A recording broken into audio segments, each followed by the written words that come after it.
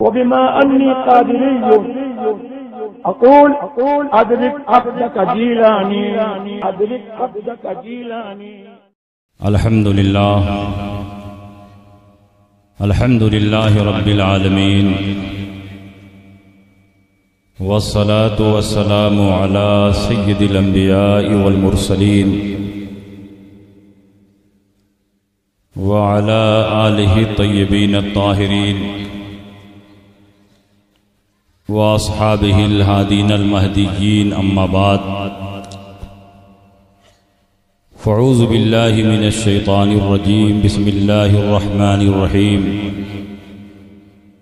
محمد رسول الله والذين معه أشداء على الكفار رحماء بينهم. آمنت بالله صدق الله مولانا العظيم وصدق رسوله النبي الأمين المكين الكريم، ونحن على ذلك لمن الشاهدين والشاكرين والحمد لله رب العالمين. کچھ کہنے اور سننے سے پیشتر آئیے ہم اور آپ مل جل کر انتہائی خلوص و محبت اور احترام و عقیدت کے ساتھ گنبد خضرا میں آرام فرمانے والے آقا و مولا مدنی تاجدار دونوں عالم کے مالک و مختار سید ابرار و اخیار جناب احمد مجتبی محمد مصطفیٰ صلی اللہ علیہ وسلم کی بارگاہ میں جھوم جھوم کر درود شریف کا نذرانہ عقیدت پیش کریں اور پڑھیں اللہم صلی علی سیدنا و شفیعنا و حبیبنا و مولانا محمد وبارک وسلم صلاۃ و سلاما علیک یا رسول اللہ صلی اللہ تعالی علیہ وسلم. میں نے جس آیت کریمہ کی تلاوت کی اسی پر گفتگو ہوگی. اس میں نبی کا بھی ذکر ہے، نبی کے صحابہ کا بھی ذکر ہے. سبحان اللہ. اور آج کے اجلاس کی کامیابی کی سب سے بڑی ضمانت ہمارے حضور گلزار ملت ہے. یہ جس جلسے میں شریک ہو جائیں صلح کلی تو کیا شیطان بھی 36 کوس دور بھاگ جاتا ہے. انہی کے قدموں کی برکت سے تقریر ہوگی.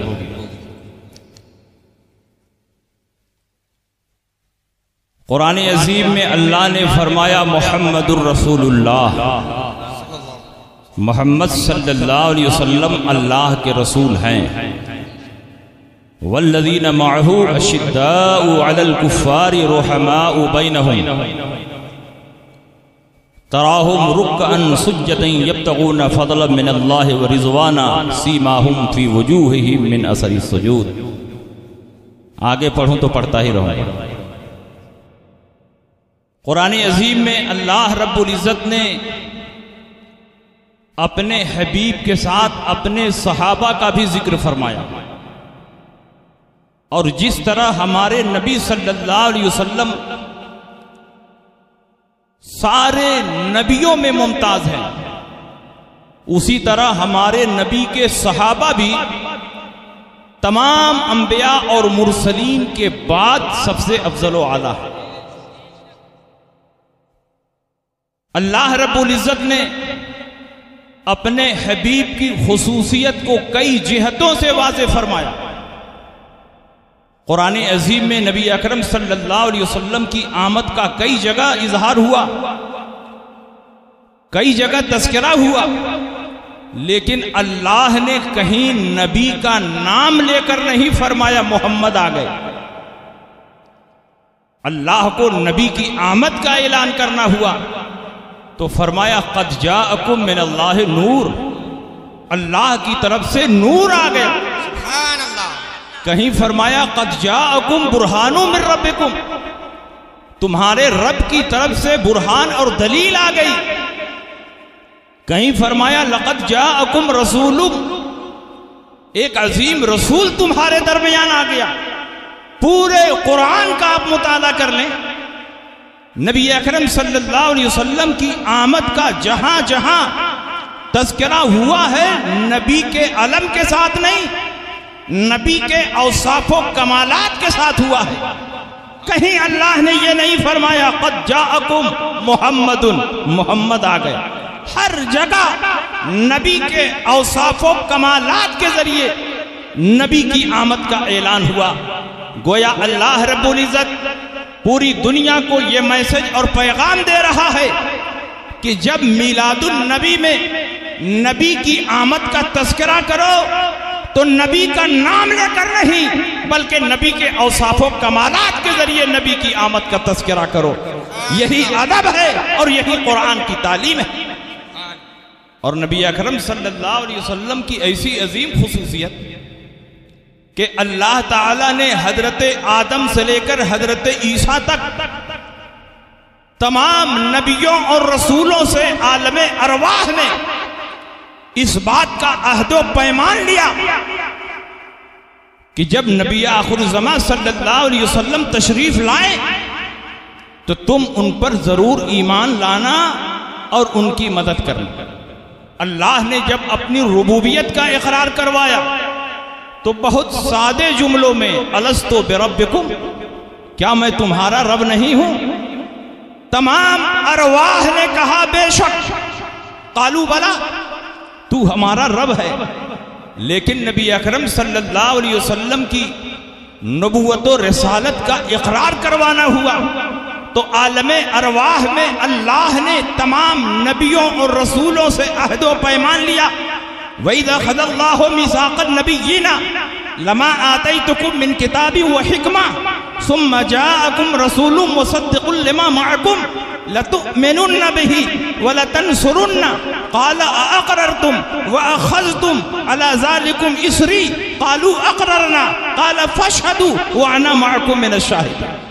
اللہ نے عالم ارواح میں تمام نبیوں سے عہد و پیمان لیا کہ جب تمہارے پاس وہ رسول تشریف لائیں جو تمہاری تصدیق کرنے والے ہیں، جب میں تم کو کتاب و حکمت دے کر دنیا میں بھیجوں، نبوت و رسالت سے سرفراز کر کے دنیا میں بھیجوں، ثم جاءکم رسول، اور پھر تمہارے پاس وہ رسول آئیں جو تمہاری تصدیق فرمانے والے ہیں۔ یہاں سمت تراخی کے لیے ہے، اللہ نے اشارہ فرما دیا کہ یہ رسول سب سے بعد میں آئیں گے، سب سے اخیر میں آئیں گے، سارے نبیوں کی تصدیق فرمائیں گے۔ تو اللہ نے عہد و پیمان لیا لَتُؤْمِنُنَّ بِهِ وَلَتَنصُرُنَّ، ضرور ضرور تم ان پر ایمان لانا، ان کی مدد کرنا۔ قالوا اقررنا قال اقررتم واخذتم على ذلكم اسری، اللہ نے فرمایا کہ تم نے اقرار کر لیا، اس پر عہد و پیمان قائم کر لیا۔ قالوا اقررنا، تمام روحوں نے کہا ہم نے اقرار کر لیا۔ اللہ نے اسی پر بس نہ فرمایا، قال فاشهدوا، اس پر گواہ بھی بن جاؤ۔ سارے نبیوں کی روحوں نے کہا ہم گواہ بن گئے۔ اللہ نے اسی پر بس نہ فرمایا، قال فاشهدوا وانا معكم من الشاهدين، تم بھی گواہ بنو اور میں بھی اس بات پر گواہ بنتا ہوں۔ قرآن عظیم میں اللہ نے جب اپنے نبی کی نبوت و رسالت کا اقرار کرنا ہوا تو تاکیدی جملوں کے ساتھ، مسلسل اقرار کے ساتھ، مسلسل شہادتوں کے ساتھ اقرار کروایا، اور جب اپنی ربوبیت کا اعلان کرنا ہوا، اقرار کرانا ہوا، تو بغیر تاکید کے سادے جملوں سے اعلان کروایا۔ اس کا مطلب یہ ہوا کہ جو سب سے اخیر میں نبی اور رسول آیا وہ اتنا اہم ہوگا، اتنا اعظم ہوگا کہ حضرت آدم سے لے کر حضرت عیسیٰ تک ہر نبی پر لازم ہوگا کہ ان پر ایمان لے آئیں۔ جب تک میرے نبی پر وہ ایمان نہیں لائیں گے ان کی نبوت و رسالت کمپلیٹ نہیں ہوگی، کیونکہ سارے نبیوں کی نبوت و رسالت میرے سرکار کی نبوت و رسالت کا فیضان ہے، اور میرے سرکار کی نبوت و رسالت کسی نبی کا فیضان نہیں، اللہ کا خصوصی انعام ہے۔ سبحان اللہ، سبحان اللہ، سبحان اللہ۔ میرے نبی تشریف لائے اور جس اہتمام کے ساتھ آئے، جن معجزات و کمالات کو ظاہر کرتے ہوئے آئے، اس کے بیان کے لیے وقت درکار ہے، اور اللہ تعالیٰ نے اپنے حبیب کی خصوصیت کو اس حیثیت سے بھی واضح فرمایا کہ آپ پر جو کتاب نازل فرمائی وہ ساری کتابوں سے افضل ہوئی، آپ کو جو زمانہ عطا فرمایا وہ سارے زمانوں سے افضل ہوا، اور پوری کائنات میں انبیاء اور مرسلین کے بعد جو سب سے افضل ترین انسان تھے اس کو میرے نبی کی صحبت اور رفاقت کے لیے منتخب فرمایا، اور انہی کو صحابہ کہتے ہیں۔ اور پوری کائنات کی عورتوں میں جو سب سے افضل و اعلیٰ تھی، اللہ نے اپنے حبیب کی ازواج کی حیثیت سے ان کا انتخاب فرمایا۔ آپ ذرا اندازہ لگاؤ نبی کی ازواج مطہرات کی کیا شان ہے۔ حضرت یوسف علیہ السلام پر تہمت لگی تو ایک دودھ پیتے بچے نے ان کی گواہی دی، ان کی برات کا اعلان کیا۔ حضرت مریم پر جب تہمت لگائی گئی تو حضرت عیسیٰ علیہ السلام نے آپ کی برات کا اعلان فرمایا، لیکن جب حضرت عائشہ صدیقہ پر تہمت لگی تو کسی دودھ پیتے بچے نے آپ کی برات کا اعلان نہیں کیا۔ اگر اللہ چاہتا تو دنیا میں جتنے پیڑ پودے ہیں آپ کی برات کا اعلان کرتے، جتنے کنکر اور پتھر ہیں آپ کی برات کا اعلان کرتے، مگر اللہ نے پودوں سے حضرت عائشہ کی صداقت کا اعلان نہ کروایا، پتھروں سے آپ کی پاکیزگی کا اعلان نہ فرمایا، بلکہ اللہ نے خود حضرت عائشہ کی برات اور طہارت میں قرآن عظیم میں کئی آیتوں کو نازل فرما کر حضرت عائشہ صدیقہ کی طہارت کا اعلان فرمایا۔ سبحان اللہ، سبحان اللہ، سبحان اللہ۔ یہ نبی کی ازواج مطہرات، نبی اکرم صلی اللہ علیہ وسلم کے صحابہ ایسے منتخب ہیں کہ اللہ نے دنیا ہی میں ان کو جنت کی بشارت دی، اللہ نے اپنی رضامندی کی سند عطا فرمائی، ان کی سچائی اور فلاح و کامرانی کا اعلان فرمایا۔ قرآن عظیم میں اللہ نے فرمایا اولئک هم الصادقون، یہی لوگ سچے۔ قرآن میں فرمایا اولئک هم المفلحون، یہی لوگ فلاح یافتہ ہیں۔ قرآن میں اللہ نے فرمایا اولئک هم المؤمنون حقا لهم مغفرۃ ورزق کریم، یقیناً قطعاً یہی لوگ سچے اور پکے مسلمان ہیں، ان کے لیے مغفرت اور پاکیزہ رزق ہے۔ قرآن میں اللہ نے فرمایا اولئک مبرؤون مما یقولون لهم مغفرۃ واجر عظیم، یہ ان تمام الزامات سے بری ہے جو تم ان پر لگا رہے ہو، ان کے لیے مغفرت ہے اور اللہ کی بارگاہ سے عظمت ہے۔ آپ ذرا اندازہ لگاؤ کس شان کے یہ صحابہ ہیں کہ نبی اکرم صلی اللہ تعالی علیہ وسلم نے قرآن عظیم میں اللہ رب العزت نے جگہ جگہ صحابہ کی عظمت کا اعلان فرمایا۔ اللہ کے نبی سید عالم صلی اللہ علیہ وسلم نے نبی کے صحابہ کی عظمت شان کو بیان کرتے ہوئے ارشاد فرمایا اللہ اللہ اصحابی لا تتخذهم غرضا من بعدی، اللہ سے ڈرو، اللہ سے ڈرو میرے صحابہ کے بارے میں، میرے بعد میرے صحابہ کو تنقید کا نشانہ نہ بناؤ۔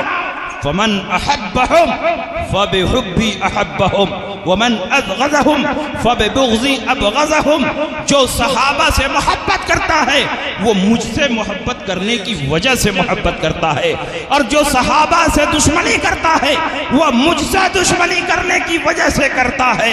فمن آذاہم فقد آذانی ومن آذانی فقد آذى اللہ، جو صحابہ کو اذیت پہنچائے وہ مجھے اذیت پہنچا رہا ہے، اور جو مجھے اذیت پہنچا رہا ہے وہ اللہ کو اذیت پہنچا رہا ہے۔ میں آپ سے پوچھنا چاہتا ہوں جہاں مطلقاً صحابہ کی عظمت بیان کی جا رہی ہے، اس مطلق میں اگر حضرت صدیق اکبر داخل ہے، عمر ابن خطاب داخل ہے، عثمان غنی داخل ہیں، علی مرتضیٰ داخل ہیں، حسنین کریمین داخل ہیں، تو بتاؤ حضرت امیر معاویہ بھی داخل ہیں کہ نہیں ہیں؟ کیونکہ حضرت امیر معاویہ بھی صحابی ہیں، کسی کے باپ میں ہمت نہیں کہ حضرت معاویہ کی صحابیت کا انکار کر دے۔ اگر تم نعرہ تکبیر، نعرہ رسالت، مسلک اعلی حضرت، عظمت صحابہ کرام، نعرہ تکبیر، نعرہ رسالت، نبی اکرم صلی اللہ علیہ وسلم نے ارشاد فرمایا فَلَوْ أَنَّ أَحَدَكُمْ أَنفَقَ مِثْلَ أُحُدٍ ذَهَبًا مَا بَلَغَ مُدَّ أَحَدِهِمْ وَلَا نَصِيفَهُ لَا تَسُبُّوا أَصْحَابِي میرے صحابہ کو گالی نہ دو فَلَوْ أَنَّ أَحَدَكُمْ أَنفَقَ مِثْلَ أُحُدٍ ذَهَبًا مَا بَلَغَ مُدَّ أَحَدِهِمْ وَلَا نَصِيفَهُ اگر تم میں سے کوئی شخص سونے کا پہاڑ رب کی بارگاہ میں خرچ کرے اور میرے صحابہ 1 سا 2 سا جو رب کی بارگاہ میں خرچ کریں تو اس جو پر اتنا ثواب ملے گا کہ سونے کے پہاڑ پر بھی اتنا ثواب نہیں ملے گا. اس کا مطلب یہ ہوا کہ صحابہ کا ہر عمل ایسا ہے کہ اس پر اتنا ثواب مل رہا ہے کہ دنیا کا کوئی انسان اگر وہ عمل کرے تو اتنا ثواب نہیں ملے گا. اسی لیے ہمارے علماء نے فرمایا بڑا سے بڑا ولی غوث اور قطب چاہے جتنا بھی بلند ہو کسی ادنا درجے کے صحابی کے درجے پر نہیں پہنچ سکتا. اس لیے کہ صحابی عمل کی بنیاد پر صحابی نہیں بنا ہے, ایمان کی حالت میں رسول کے چہرے کو دیکھنے کی وجہ سے صحابی بنا. بے شک سبحان اللہ.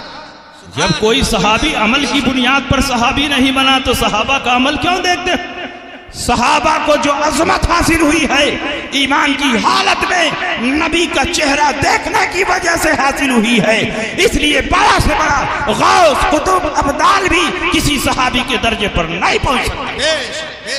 نبی اکرم صلی اللہ علیہ وسلم نے فرمایا من صبہم فعلیہ لعنت اللہ والملائکۃ والناس اجمعین.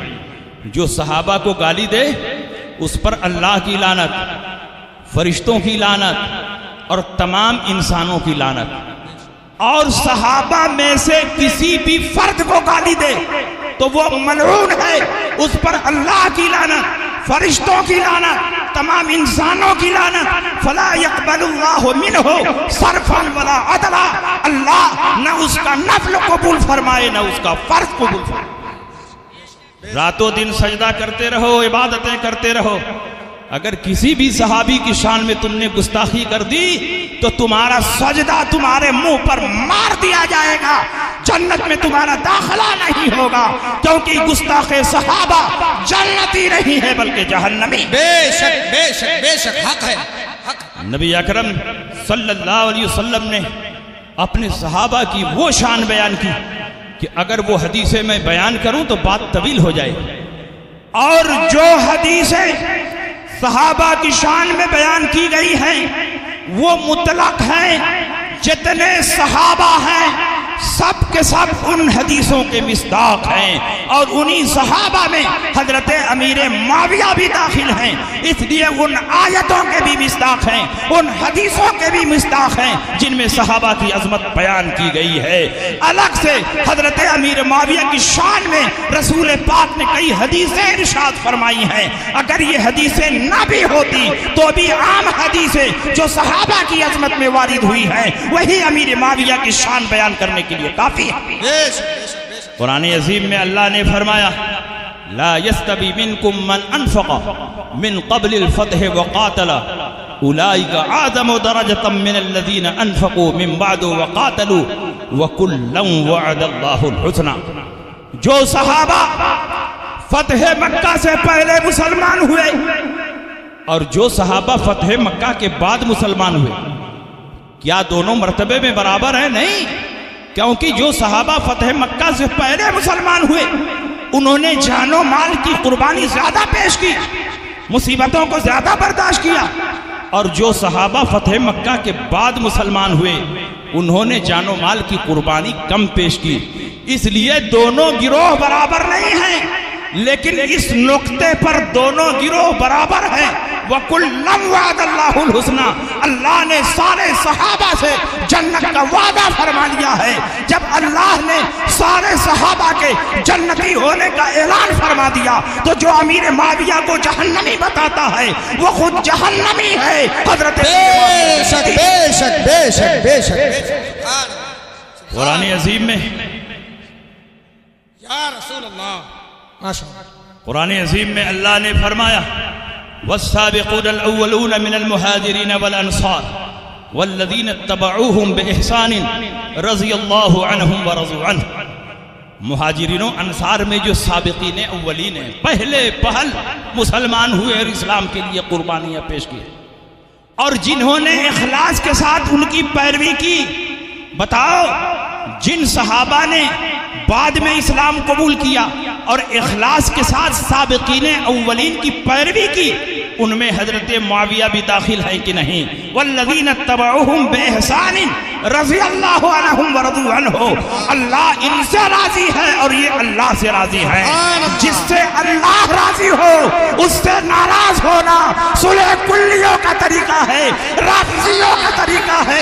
ہم سنیوں کا طریقہ یہ ہے کہ جس سے اللہ راضی ہے ہم بھی راضی ہیں، اور جس سے اللہ ناراض ہے ہم بھی ناراض ہیں. بے شک بے شک. نعرہ تکبیر، نعرہ رسالت، نعرہ رسالت. مسلک اعلی حضرت علماء اہل سنت، عظمت صحابہ کرام، ہر صحابی جنتی. نعرہ تکبیر، نعرہ رسالت.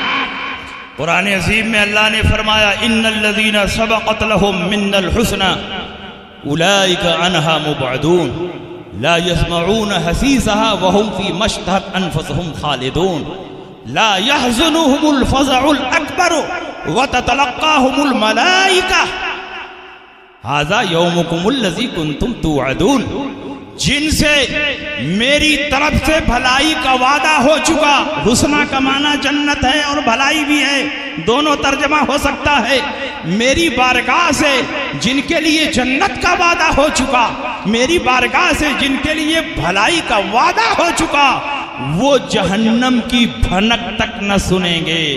اللہ تو فرماتا ہے کہ یہ جہنم کی بھنک تک نہ سنیں گے، اور یہ جہنمی بتاتے ہیں کہ امیر معاویہ جہنمی ہے. جو حضرت امیر معاویہ کو جہنمی بتاتا ہے وہ قرآن کا بھی منکر ہے، حدیث رسول کا بھی منکر ہے. وَتَتَلَقَّاهُمُ الْمَلَائِكَةُ. فرشتے ان کا استقبال کر رہے ہیں، اور فرشتے فرمائیں گے ھذا یومکم الذی کنتم توعدون. یہ تمہارا وہی وعدہ ہے جس کا اللہ نے وعدہ فرمایا ہے. دیکھو جنت تمہارے لیے سجائی گئی ہے، جنت کی بہاریں تمہارے لیے ہے. وَهُمْ فِي مَا اشْتَهَتْ أَنفُسُهُمْ خَالِدُونَ. اور وہ اپنی چاہی ہوئی مرادوں میں ہمیشہ رہیں گے. حضرت امیر معاویہ رضی اللہ تعالیٰ عنہ اس آیت کے مصداق ہیں. جس طرح حضرت صدیق اکبر ہیں، حضرت عمر ہیں، حضرت عثمان ہیں، علی مرتضیٰ ہیں، دوسرے صحابہ ہیں، حضرت امیر معاویہ بھی اس آیت کریمہ کے مصداق ہیں. اس کے باوجود جو حضرت امیر معاویہ کی شان میں گستاخی کرتا ہے، زبان تان دراز کرتا ہے، ہمارے ائمہ نے بہت پہلے فیصلہ سنا دیا کہ جو امیر معاویہ پر تان کرے، ان کی شان میں گستاخی کرے، ہوا کلب من کلاب الحاویہ، وہ جہنم کے کتوں میں سے کتا.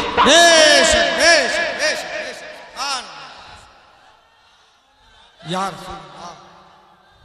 زندہ باد، زندہ باد، زندہ باد، زندہ باد یا رسول اللہ. بڑے بڑے ائمہ کرام نے فرمایا. امام شہاب الدین خفاجی رحمت اللہ علیہ نسیم الریاض شرح امام قاضی عیاض میں فرماتے ہیں وَمَن يَكُنْ يَطْعَنُ عَلَى مَعْوِيَةَ فَهُوَ كَلْبٌ مِّن كِلَابِ الْحَاوِيَةِ. جو حضرت امیر معاویہ پر تان کرے، ان کی شان میں گستاخی کرے، وہ جہنم کے کتوں میں سے کتا ہے. بنارس کی گلیوں میں جب دیکھو کہ کوئی امیر معاویہ کی شان میں گستاخی کرتا ہے تو سمجھ جاؤ یہ جہنم کے کتوں میں سے کتا ہے جو حضرت امیر معاویہ پر. بے شک بے شک بے شک. نعرہ تکبیر، نعرہ رسالت. علماء اہل سنت، مسلک اعلی حضرت، آمد حضور گلزار ملت، آمد حضور گلزار ملت. عشق محبت، عشق محبت، عشق محبت، عشق محبت. بستی بستی غریہ غریہ، بستی بستی قریہ قریہ نعرہ تکبیر نعرہ رسالت. آپ ذرا غور فرمائیں یہ کیسے مسلمان ہیں؟ دعویٰ کرتے ہیں کہ قرآن پر ایمان رکھتے ہیں، حدیث رسول پر ایمان رکھتے ہیں. اللہ جس سے راضی ہو اس سے ناراض ہونا رافضیوں کا طریقہ ہو سکتا ہے، اور سنیوں کے لبادے میں چھپے ہوئے نیم رافضیوں کا طریقہ ہو سکتا ہے، یہ بریلویوں اور سنیوں کا طریقہ نہیں ہو سکتا. اللہ جس کو اپنی رضامندی کی سند عطا فرمائے اس سے ناراضگی کا اظہار کرنا یہ جہنمیوں کا طریقہ ہو سکتا ہے. اللہ رب العزت جس کو اپنی رضا عطا فرمائے، رضامندی کی سند عطا فرمائے، اس سے ناراض ہونا کسی مسلمان کا طریقہ نہیں ہو سکتا ہے. اللہ جنہیں سچا فرمائے انہیں جھوٹا بتانے والا مسلمان نہیں ہو سکتا ہے. اللہ رب العزت جنہیں جنتی فرمائے انہیں جہنمی بتانے والا ہرگز ہرگز مسلمان نہیں ہو سکتا. سبحان اللہ سبحان اللہ. اور خصوصیت کے ساتھ حضرت امیر معاویہ کی شان میں بھی کئی حدیثیں وارد ہوئی ہیں. نبی اکرم صلی اللہ علیہ وسلم نے حضرت امیر معاویہ کو اپنا قرب خاص عطا فرمایا. تم یہ کیوں نہیں دیکھتے کہ حضرت امیر معاویہ صحابی ہونے کے ساتھ ساتھ نبی کے رشتہ دار بھی ہیں، حضور علیہ السلام کے صالح ہیں، حضرت ام حبیبہ کے بھائی ہیں. نبی اکرم صلی اللہ علیہ وسلم ایک دن ام حبیبہ کے حجرے میں داخل ہوئے، دیکھا کہ ام حبیبہ حضرت امیر معاویہ کی پیشانی چوم رہی ہیں، ان پر لاڈ پیار نشاور کر رہی ہیں. نبی اکرم صلی اللہ علیہ وسلم حاضر ہوئے، کہا اے ام حبیبہ کیا تم امیر معاویہ سے محبت کرتی ہو؟ تو حضرت ام حبیبہ نے فرمایا یا رسول اللہ میں کیوں نہ محبت کروں، امیر معاویہ میرے بھائی ہیں، ہر بان اپنے بھائی سے محبت کرتی ہے، میں بھی امیر معاویہ سے بے پناہ محبت کرتی ہوں. رسول پاک نے اسی پر بس نہ کیا، اللہ کے نبی نے جو ارشاد فرمایا وہ ان صلح کلیوں کی آنکھ کھولنے کے لیے کافی ہے. اللہ کے نبی نے ارشاد فرمایا اے ام حبیبہ صرف تمہیں نہیں محبت کرتی ہو، امیر معاویہ سے اللہ بھی محبت کرتا ہے، رسول اللہ بھی. سبحان اللہ سبحان اللہ سبحان اللہ.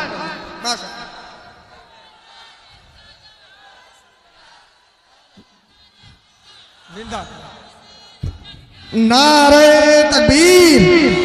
دونوں ہاتھوں کو بلند کر کے نعرے کا جواب دیں. نعرہ تکبیر نعرہ رسالت. علماء اہل سنت، عظمت صحابہ کرام، مسلک اعلی حضرت.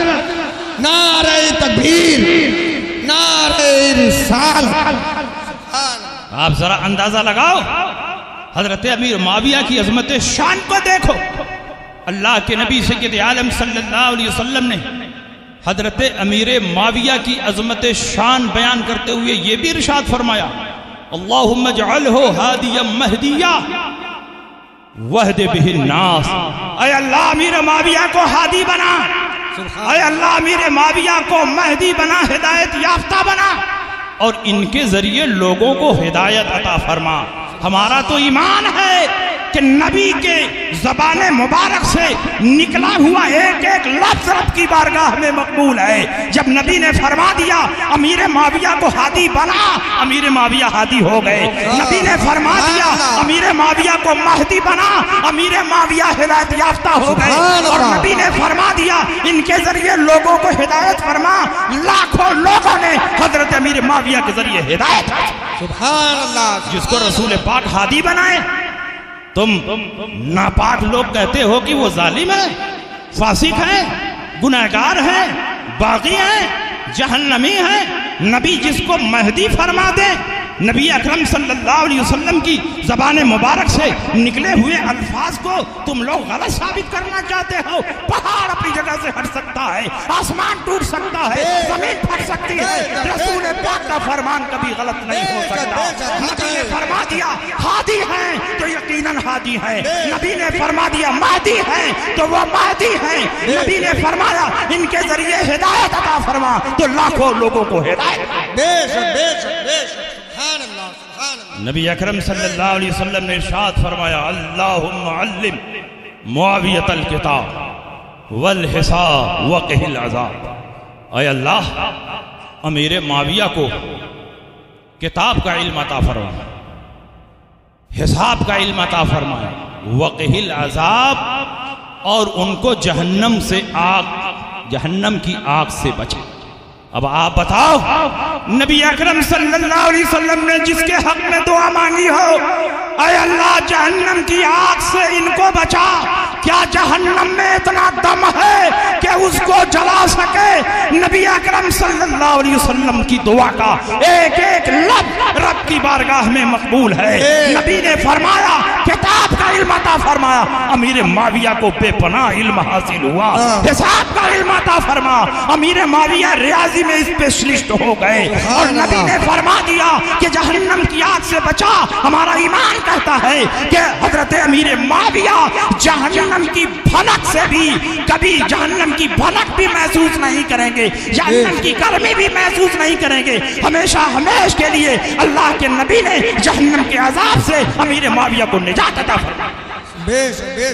جو حضرت امیر معاویہ کو جہنمی بتاتا ہے وہ خود جہنمی ہے، جو امیر معاویہ کو ظالم بتاتا ہے وہ خود ظالم ہے، جو امیر معاویہ کو فاسق بتاتا ہے وہ خود فاسق ہے، جو امیر معاویہ کو باغی بتاتا ہے وہ خود باغی ہے، جو امیر معاویہ کو گمراہ بتاتا ہے وہ خود اہل سنت سے خارج ہے، چاہے وہ کسی کا بھی مرید ہو۔ ہرگز ہرگز ایسا آدمی مسلمان نہیں ہو سکتا جو صحابہ کی شان میں گستاخی کرے۔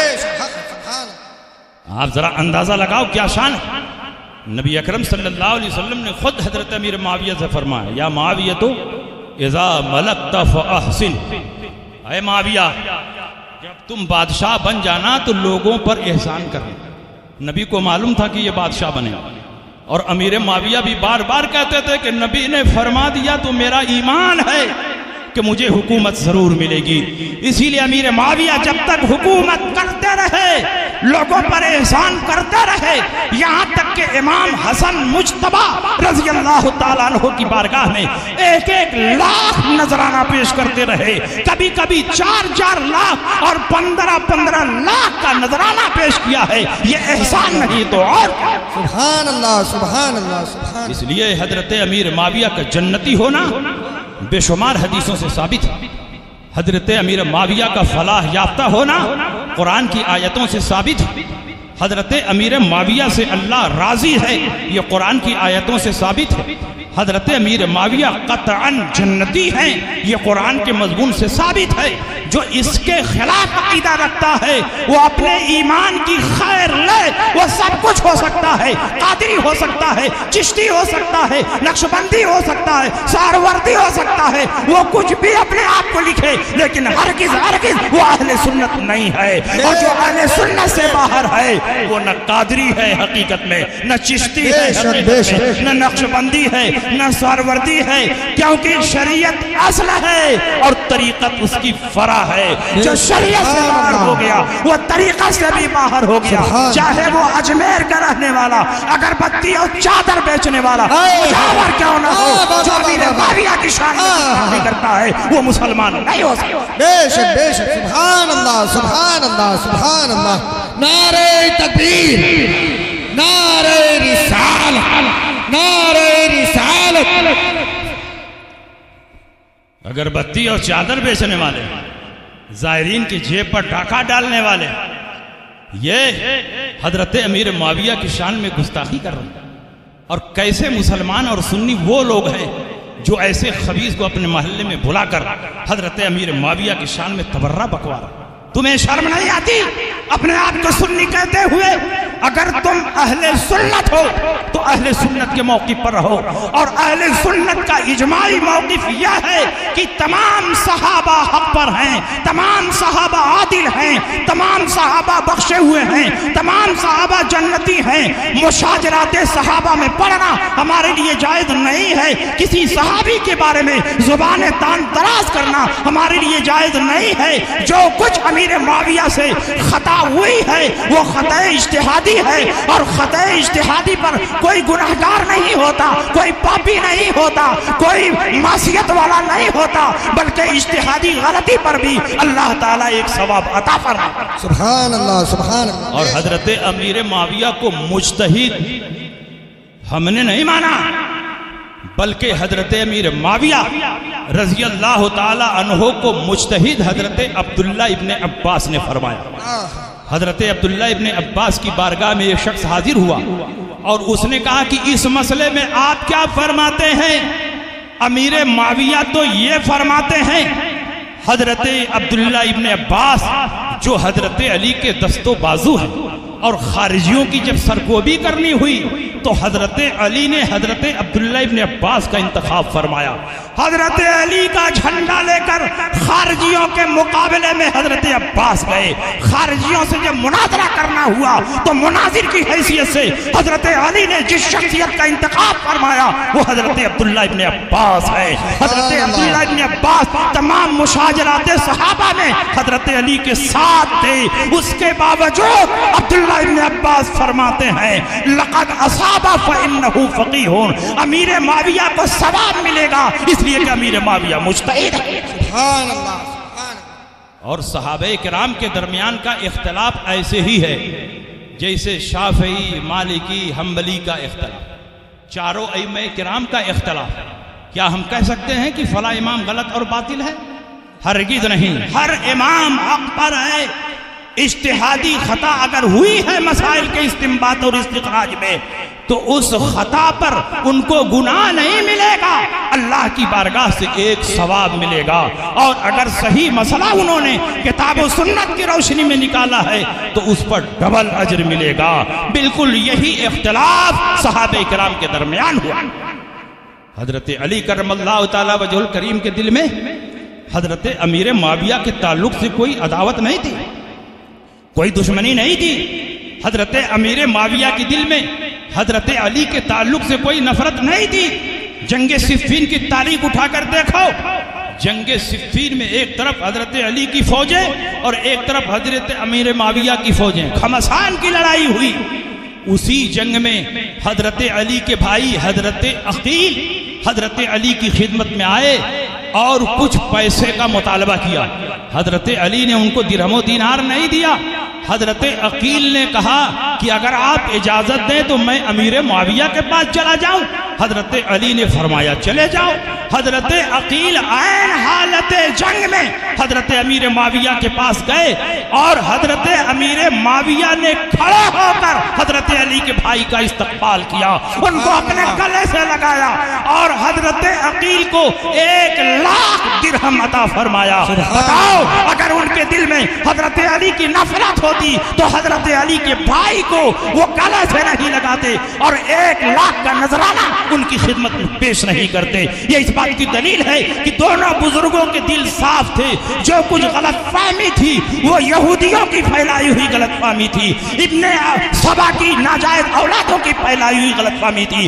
ابن سبا کی ناجائز اولادیں چاہتی تھی کہ صحابہ آپس میں لڑے، خون رنگی ہو اور اسلام خطرے میں پڑ جائے، اس لیے انہوں نے صحابہ میں جنگیں کروائی، ورنہ ہر صحابی کے دل میں دوسرے صحابی کی عظمت تھی، کوئی نفرت نہیں تھی۔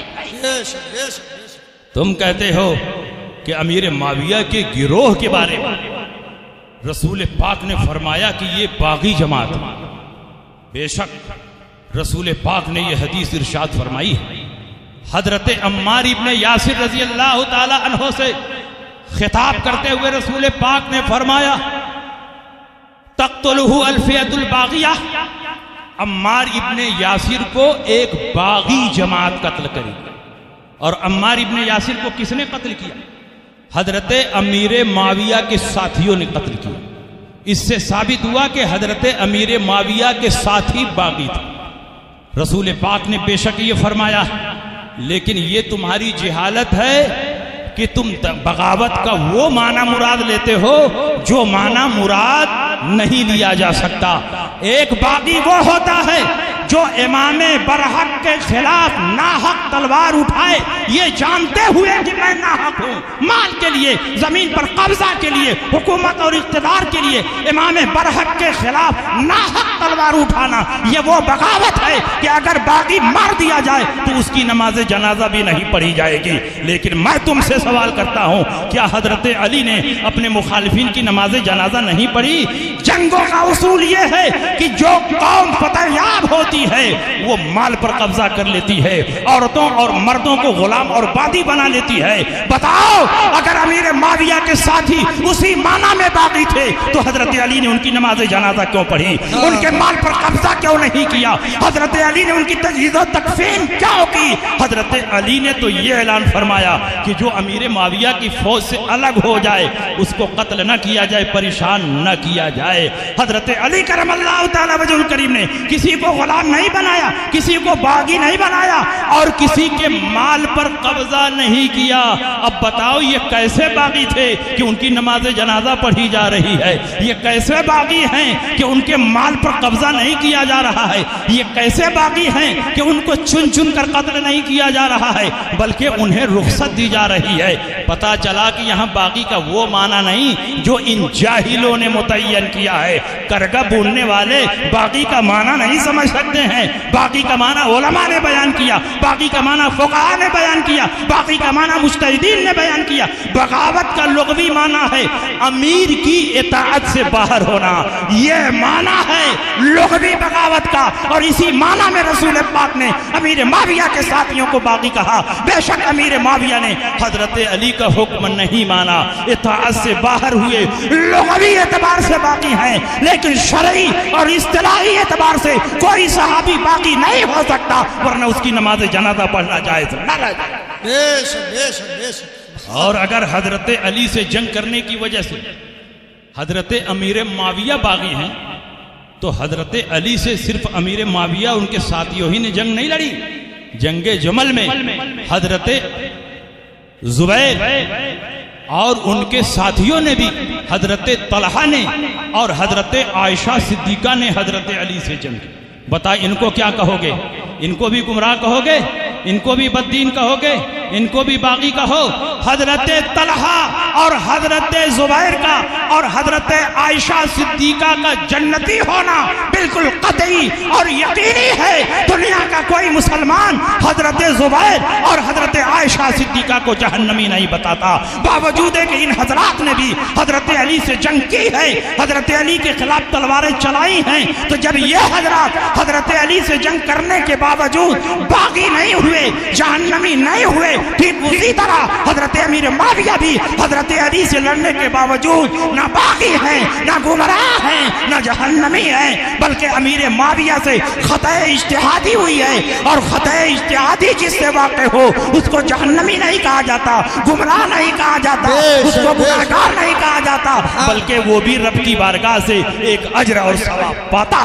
سبحان اللہ سبحان اللہ۔ میں صاف اعلان کر دوں کہ مشاجرات صحابہ میں حضرت علی سے جن جن لوگوں نے جنگ کی وہ خطا پر تھی اور حضرت علی حق پر تھی، مگر خطا پر ہونے کا یہ معنی نہیں ہے کہ ان کو جہنمی کہا جائے، ان کو گمراہ کہا جائے، ان کو باغی کہا جائے، ان کو رسوا اور ذلیل کیا جائے۔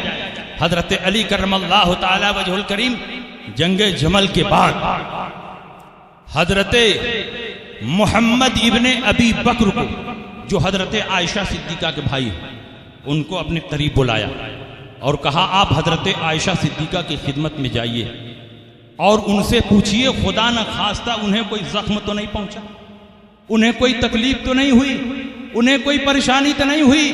حضرت علی کن کی خیریت پوچھنے کے لیے حضرت محمد ابن ابی بکر کو بھیج رہے ہیں، حضرت عائشہ صدیقہ کی خیریت پوچھنے کے لیے بھیج رہے ہیں۔ جنگ جمل میں حضرت عائشہ صدیقہ نے حضرت علی کے مخالفین کی قیادت کی تھی، اس کے باوجود حضرت علی کے دل میں حضرت عائشہ کی ایسی محبت ہے، ایسی عظمت ہے کہ ان کے بھائی کو بھیج رہے ہیں کہ جائیے حضرت عائشہ صدیقہ کو میرا سلام کہیے اور پوچھئے کہ انہیں کوئی تکلیف تو نہیں پہنچی ہے، انہیں کوئی اذیت تو نہیں پہنچی ہے۔ حضرت محمد ابن ابی بکر چلے خیریت پوچھنے کے لیے۔ حضرت علی کو چین نہیں ملا، قرار نہیں ملا، ان کے پہنچنے سے پہلے خود تیزی کے ساتھ چلے اور حضرت عائشہ صدیقہ کی خدمت میں پہنچ گئے. یہ کیسی لڑائی ہے کہ ایک دشمن دوسرے دشمن کے خیمے میں پہنچ کر خیریت پوچھ رہا ہے. حضرت عائشہ صدیقہ کو حضرت علی نے سلام کیا، السلام علیکم. حضرت عائشہ صدیقہ نے جواب دیا، وعلیکم السلام. کیا باغی کو سلام کیا جاتا ہے؟ حضرت علی کرم اللہ تعالی وجہ الکریم نے سلام کیا. حضرت عائشہ صدیقہ نے جواب عطا فرمایا. حضرت علی نے پوچھا کہ آپ کی خیریت کیسی ہے، آپ کی طبیعت کیسی ہے، آپ کو کوئی تکلیف تو نہیں پہنچی؟ حضرت عائشہ صدیقہ نے فرمایا الحمدللہ میں ٹھیک ہوں.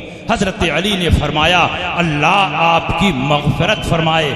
حضرت عائشہ صدیقہ بھی فرما رہی ہیں کہ اللہ آپ کی بھی مغفرت فرمائے. یہ کیسی جنگ ہے کہ ایک سپاہی دوسرے سپاہی کو، ایک مخالف دوسرے مخالف کو سلام پیش کر رہا ہے، ان کی خیریت پوچھ رہا ہے، نماز جنازہ پڑھ رہا ہے. جب جنگ جمل ختم ہوئی حضرت علی نے تمام مقتولین کو جمع فرمایا، بڑے اعزاز و اکرام کے ساتھ انہیں غسل دلوایا، ان کی تجہیز و تکفین کی، ان کی نماز جنازہ پڑھی اور حضرت عائشہ صدیقہ کو مدینہ منورہ بھیجوانے کا بہت اعلیٰ انتظام فرمایا. 40 معزز عورتوں کے قافلے میں حضرت محمد ابن ابی بکر کی نگرانی میں حضرت عائشہ صدیقہ کو مدینہ منورہ بھیجنے کا حضرت علی نے انتظام کیا. اور صرف انتظام ہی نہیں کیا، حضرت علی کرم اللہ تعالی وجہ الکریم حضرت عائشہ صدیقہ کے قافلے کے ساتھ ساتھ کئی میل تک ان کو پہنچانے کے لیے گئے. اور صرف حضرت علی نہیں تھے بلکہ ان کے ساتھ امام حسن مجتبی بھی تھے، وہ بھی حضرت عائشہ صدیقہ اور ان کے قافلے کو پہنچانے کے لیے کئی میل تک سفر کر کے گئے. بتاؤ ان صحابہ میں کیسی جنگ تھی کہ ایک دوسرے کو سلام کر رہے ہیں، ایک دوسرے کی خیریت پوچھ رہے ہیں، نماز جنازہ پڑھ رہے ہیں، ایک دوسرے کا اعزاز و اکرام کر رہے ہیں. اس کا صاف مطلب ہے کہ آپس میں ان کے دلوں میں کوئی قدورت اور دشمنی نہیں تھی. جو کچھ تھا وہ ابن سبا کی پھیلائی ہوئی غلط فہمیوں کے نتیجے میں تھا. ابن سبا نے کوشش کی کہ صحابہ آپس میں لڑیں، مریں اور کٹیں اور اسلام کمزور ہو. 1000 کوشش کے باوجود بھی یہ جنگ رک نہ سکی اور جنگ جمل بھی ہوئی اور جنگ صفین بھی ہوئی. بتاؤ حضرت عائشہ صدیقہ نے حضرت علی کے خلاف تلوار اٹھائی اپنے ساتھیوں سے. خود حضرت عائشہ نے جنگ تو نہیں کی لیکن یہ سب کچھ پلاننگ حضرت عائشہ کی تھی. انہی کے کہنے پر یہ سارے سپاہی آئے تھے. حضرت طلحہ، حضرت زبیر حضرت عائشہ کے کہنے پر آئے تھے. تو یہ کیسی جنگ ہے کہ ایک دوسرے کا احترام ہو رہا ہے، ایک دوسرے کی تعظیم و توقیر ہو رہی ہے. اگر حضرت علی کے خلاف تلوار اٹھانے کی وجہ سے حضرت امیر معاویہ باغی ہیں، امیر معاویہ مفسد ہیں، امیر معاویہ گمراہ ہیں، تو حکم لگاؤ حضرت طلحہ پر کیا حکم لگتا ہے، حضرت زبیر پر کیا حکم لگتا ہے، حضرت عائشہ صدیقہ پر کیا حکم لگتا ہے. قطعاً اور یقیناً حضرت طلحہ، حضرت زبیر، حضرت عائشہ صدیقہ یہ جنتی ہیں اور ان کے جنتی ہونے پر ہمارا مضبوط ایمان ہے. جنت پر ہم ایمان رکھتے ہیں، ویسے ہی ان کے جنتی ہونے پر ایمان رکھتے ہیں. بے شک بے شک. نعرہ تکبیر، نعرہ رسالت، نعرہ رسالت. علماء اہل سنت مسلک اعلی حضرت آمد حضور گلزار ملت. نعرہ تکبیر، نعرہ رسالت. اگر حضرت امیر معاویہ باغی ہوتے، حضرت امیر معاویہ ظالم ہوتے، حضرت امیر معاویہ گمراہ ہوتے اور معاذ اللہ حضرت امیر معاویہ جہنمی ہوتے جیسا کہ بعض گمراہ بددین یہ کہتے ہیں، تو بڑے بڑے محدثین حضرت امیر معاویہ کی روایتیں قبول نہ کرتے. امام بخاری نے ان کی روایت قبول کی، امام مسلم نے ان کی روایت قبول کی، امام ترمذی نے ان کی روایت قبول کی، امام ابو داؤد نے ان کی روایت قبول کی، امام نسائی نے ان کی روایت قبول کی. تمام صحابہ ستہ کے ائمہ کرام نے حضرت امیر معاویہ کی روایتیں قبول کی ہے. جبکہ یہی محدثین ہیں کہ اگر راوی میں ذرہ برابر گڑبڑی بڑی ہو تو ان کی روایت کو ترک کر دیتے ہیں، لیکن امیر معاویہ کی روایتیں قبول کر رہے ہیں۔ یہ اس بات کی دلیل ہے کہ حضرت امیر معاویہ عادل ہیں، کیونکہ نبی نے فرمایا الصحابۃ کلھم عدول، سارے کے سارے صحابہ عادل ہیں، کوئی صحابی فاسق نہیں۔ اور صحابہ میں بڑے بڑے صحابہ نے حضرت امیر معاویہ کی روایت کی۔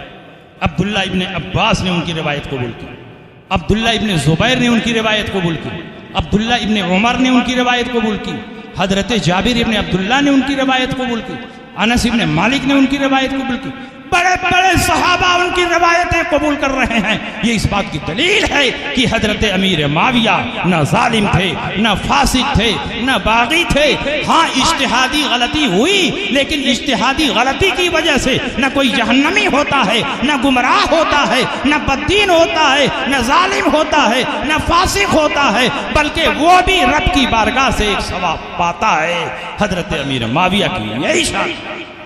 حضرت علی کرم اللہ تعالی وجہ الکریم کی عظمت اور محبت امیر معاویہ کے دل میں ایسی تھی کہ ایک بار امیر معاویہ نے اعلان فرمایا من انشأ فی مدح علی شعرا کما یلیق بہ اعطیتہ بکل بیت 1000 دینار، جو حضرت علی کی شان میں ایسا شعر کہے جو حضرت علی کی شان کے لائق ہو تو میں ہر شعر کے بدلے میں 1000 دینار عطا کروں گا۔ اب شعراء کی چاندی ہو گئی، شعراء تو ایسے موقع کی تلاش میں رہتے ہیں۔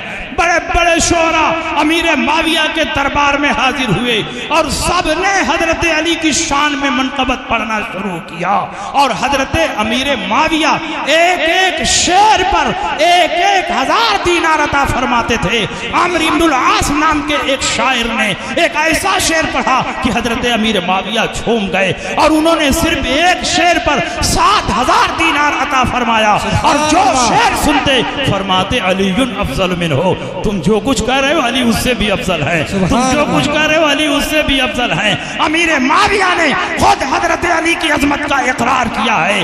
حضرت امیر معاویہ اگرچہ حق پر ہیں، لیکن حضرت علی کی طرح ان کو مرتبہ اور بلندی نہیں ملی ہے۔ حضرت علی لاکھوں کروڑوں درجہ امیر معاویہ سے افضل و اعلیٰ ہے، مگر اس کے باوجود حضرت امیر معاویہ کو غلط نہیں کہا جا سکتا، باطل نہیں کہا جا سکتا، فاسد نہیں کہا جا سکتا، مفسد نہیں کہا جا سکتا۔ جو حضرت امیر معاویہ کی شان میں گستاخی کرتا ہے وہ اہل سنت سے خارج ہے، کیونکہ امیر معاویہ کی شان میں گستاخی کرنا یہ رافضیوں کا طریقہ ہے۔ سنی صحیح العقیدہ کبھی امیر معاویہ کی شان میں گستاخی نہیں کر سکتا۔ بے شک بے شک بے شک بے شک۔ یہ حدیثیں پیش کی جاتی ہیں تو یہ کہتے ہیں وہی پرانی حدیثیں پیش کر رہے ہیں۔ ارے حدیث تو پرانی ہی نہ ہوگی، 1450 سال پہلے کی یہ حدیثیں ہیں۔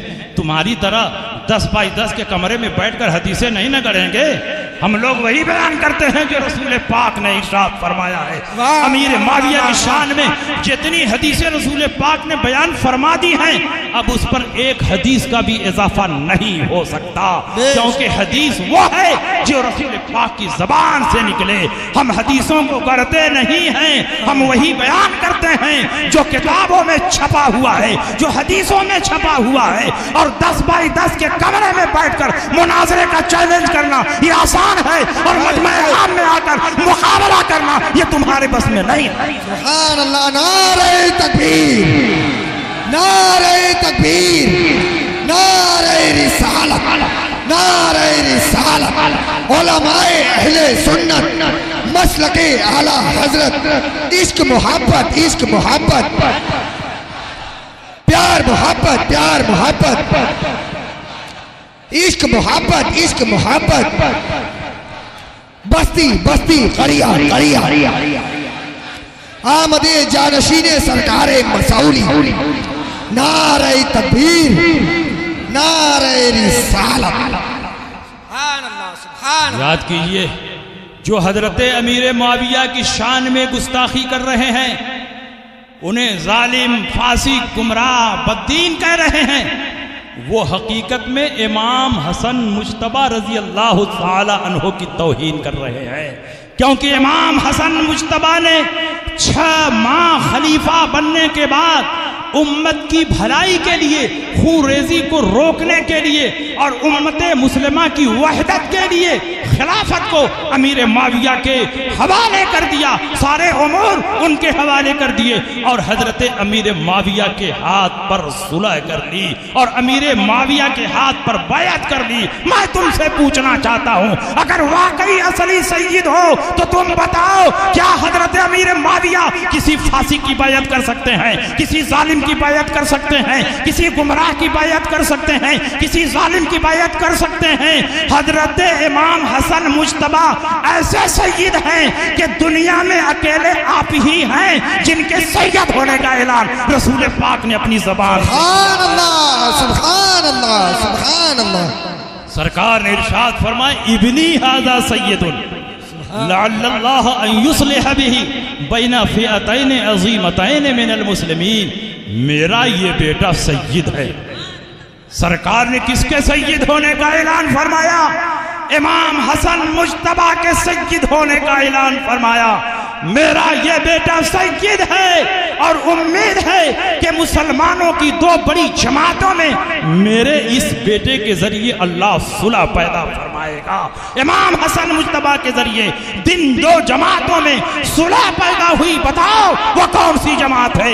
एक जमात अमीर माविया की है और एक जमात हसन मुज्तबा की। सुभान अल्लाह, सुभान अल्लाह।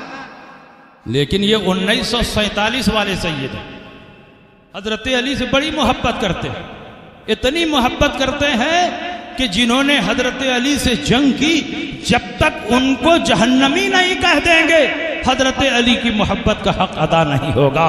ये नकली और डुप्लीकेट सैयद है, 1947 के बाद सैयद बने हैं। ये सिर्फ दिखावे के लिए कि हम अली की औलाद हैं, इसलिए अमीर माविया को बर्दाश्त नहीं कर सकते। लेकिन देखो तुम्हारे सामने बैठे हैं, ये 1947 के बाद के सैयद नहीं हैं, ये रसूल पाक के जमाने से इनका सिलसिला नसब चल रहा है। ये फातिमा ज़हरा की औलाद है, हसनैन करीमैन की औलाद है। ये 1947 के बाद वाले नहीं, ओरिजिनल सैयद हैं, खाकी सैयद हैं, प्योर सैयद हैं। इनके सैयद होने में कोई शुबहा नहीं। उसके बावजूद ये यही फरमाते हैं कि सारे सहाबा हक पर हैं। जब इमाम हसन मुज्तबा हमारे दादा ने अमीर माविया की इताअत कबूल कर ली, उनकी बैअत कर ली, उनको हक पर मान लिया, तो हम अमीर माविया की शान में गुस्ताखी नहीं करेंगे। सुभान अल्लाह, सुभान अल्लाह। अगर तुम वाकई सैयद होते तो दादा के रास्ते पर चलते, दादा उनके हाथ पर बैयत करे, दादा उनका नजराना कबूल करे, दादा उनका तोहफा कबूल करे, दादा अमीर माविया से मुलाकात करने के लिए जाए और अमीर माविया तमाम दरबारियों के साथ उठकर इमाम हसन मुज्तबा का इस्तकबाल फरमाए। और तुम हो कि अपने आप को सैयद भी कहते हो और सादाते किराम जिनकी नस्ल इस दुनिया में फैली हुई है, जो नूर की तरह पूरी दुनिया को मुनव्वर और मुजल्ला कर रहे हैं, तुम उनके रास्ते से हटक रहे हो। अहले बैत अतहार ने तमाम सहाबा की ताज़ीम की है। बताओ अहले बैत अतहार में एक भी फर्द ऐसा हो जिसने अमीर माविया की शान में गुस्ताखी की हो। मेरा चैलेंज है कि अहले बैत अतहार में एक भी फर्द ऐसा नहीं मिलेगा जिसने अमीर माविया की तौहीन की हो, क्योंकि उन्हें मालूम है कि दादा हसन मुज्तबा ने जब अमीर माविया से बैअत कर ली तो अमीर माविया की शान में गुस्ताखी करना ये हकीकत में इमाम हसन मुज्तबा की तौहीन। इसलिए अगरबत्ती बेचने वाले, फूल चढ़ाने वाले, अजमेर शरीफ में लोबान बेचने वाले, ऐसे लोग हम लोगों के टक्कर में नहीं आ सकते। जितनी हदीसें हमने पेश की हैं, जितनी आयतें हमने पेश की हैं, किताब लेकर के आया हूं। कोई भी एक भी हदीस का इनकार करे तो किताब उसकी आंख में घुसेड़ दे। ये पूरी किताब लेकर के आया, जरूरत पड़ेगी तो एक ठेला किताब लेकर के मैं आऊंगा इसी स्टेज पर। ये तो हजरत अमीर माविया की शान और अजमत हुई। एक और मसले पर मुझसे फरमाइश की गई है कि वजाहत कर दो। ये लोग बड़ी शोरिश बर्पा किए हुए हैं। अबू तालिब का ईमान साबित है या साबित नहीं? देखिए ये मसला बहुत हसास। हम अहले सुन्नत इस मसले को छेड़ते नहीं हैं, इस मसले को उछालते नहीं हैं, लेकिन बार बार ये लोग ایمان ابو طالب کو لے کر اہل سنت پر تبرہ بکتے ہیں، بریلویوں کو جہنمی بتاتے ہیں، اور یہ کہتے ہیں کہ جو ابو طالب کو مسلمان نہ مانے وہ خود مسلمان نہیں، اور اگر ابو طالب کا ایمان ثابت نہیں تو روئے زمین پر کسی کا ایمان ثابت نہیں۔ بتاؤ ان لوگوں نے کہاں تک کفر کے حکم کو پہنچا دیا۔ بڑے بڑے صحابہ نے ابو طالب کو مسلمان نہیں مانا، تو کیا وہ مسلمان نہیں؟ خود حضرت علی کرم اللہ تعالی وجہ الکریم نے اپنے باپ ابو طالب کو مسلمان نہیں مانا، تو کیا حضرت علی مسلمان نہیں ہے؟ ان کا ایمان ثابت نہیں ہے؟ جمہور فقہا، جمہور مجتہدین، ائمہ مجتہدین، مفسرین کرام، ان تمام لوگوں کا اجماع اور اتفاق ہے کہ ابو طالب کا ایمان ثابت نہیں ہے، تو کیا یہ سارے کے سارے لوگ مسلمان نہیں ہیں؟ دیکھیے ہر مسئلے میں اختلاف ہوتا ہے، لیکن ہمیشہ اعتماد جمہور کے قول پر ہوتا ہے، اور جمہور کا فیصلہ اور قول یہی ہے کہ ابو طالب کا ایمان ثابت نہیں ہے۔ ابو طالب نے حضور کی بڑی خدمت کی، پوری زندگی حضور کے لیے دشمنوں سے لڑتے رہے، شاب ابی طالب میں محصور رہے، دشمنوں سے ٹکر لیتے رہے، دشمنوں کو نبی کے پاس آنے سے روکتے رہے، اور نبی پر حملہ ہونے سے دشمنوں کو روکتے رہے۔ جتنی قربانیاں ابو طالب نے نبی کے لیے پیش کی ہے اتنی قربانی کسی اور نے پیش نہیں کی ہے، مگر ان باتوں سے ایمان ثابت نہیں ہو سکتا۔ ابو طالب دل سے یہ جانتے تھے کہ حضور علیہ السلام سچے نبی ہیں، نبی آخر الزماں ہیں، ان کا دین دین برحق ہے، لیکن اور حضور کو پہچانتے بھی تھے، لیکن صرف جاننے اور پہچاننے سے ایمان ثابت نہیں ہوتا جب تک کہ زبان سے کلمہ طیبہ لا الہ الا اللہ محمد رسول اللہ کا اقرار نہ ہو جائے۔ جاننے کے لیے تو بہت سے کفار بھی جانتے تھے کہ یہ نبی برحق ہے، ان کے دل میں یقین تھا کہ یہ نبی برحق ہے۔ وَجَاهَدُوا بِهَا وَاسْتَيْقَنَتْهَا أَنفُسُهُمْ، انہوں نے نبی کی نبوت کا انکار کیا حالانکہ ان کے دل میں یقین تھا کہ یہ نبی ہے۔ فَلَمَّا جَاءَهُمْ مَا عَرَفُوا كَفَرُوا بِهِ، جب وہ رسول ان کے پاس آئے جن کو یہ پہچانتے تھے، کفروا بھی، ان کے ساتھ کفر کیا۔ تو بتاؤ یہ کفار بھی نبی کو پہچانتے تھے کہ نہیں؟ اور اہل کتاب کے بارے میں تو قرآن نے فرمایا یعرفونہ کما یعرفون ابناءہم، یہ نبی کو ایسے ہی پہچانتے ہیں جیسے اپنی اولاد کو پہچانتے ہیں۔ کیا اپنے بیٹوں کو پہچاننے میں بھی دھوکہ ہو جاتا ہے؟ اہل کتاب حضور علیہ السلام کو ایسے ہی پہچانتے تھے جیسے اپنے بیٹوں کو پہچانا جاتا ہے۔ تو صرف پہچاننے اور جاننے سے ایمان ثابت نہیں ہوگا، ایمان کی بنیاد دو کلموں پر ہے، وہ کلمہ طیبہ لا الہ الا اللہ محمد رسول اللہ ہے۔ جب تک آدمی زبان سے کلمہ طیبہ کا اقرار نہ کر لے اس وقت تک اس کا ایمان ثابت نہیں ہو سکتا۔ اور اس سلسلے میں درجنوں حدیثیں کتاب موجود ہے، اگر میں دیکھ کے پڑھوں تو 1 درجن سے زیادہ حدیثیں پڑھ سکتا ہوں، لیکن 2-3 حدیثیں میں سناتا ہوں۔ ماننے والوں کے لیے 1 ہی 2 حدیث کافی، اور نہ ماننے والوں کے لیے حدیثوں کا دفتر بھی نہ کافی۔ بخاری اور مسلم کی حدیث ہے، جب ابو طالب کا آخری وقت آیا، وفات کا وقت آیا، نبی اکرم صلی اللہ علیہ وسلم ان کے ایمان کے تعلق سے بہت حریص تھے۔ سرکار دل سے چاہتے تھے کسی طرح میرے چچا ایک بار کلمہ طیبہ پڑھ دیں تو رب کی بارگاہ میں ان کی سفارش کروں، رب کی بارگاہ میں ان کے لیے حجت بن جاؤں، رب کی بارگاہ میں ان کے ایمان پر میں شہادت پیش کروں۔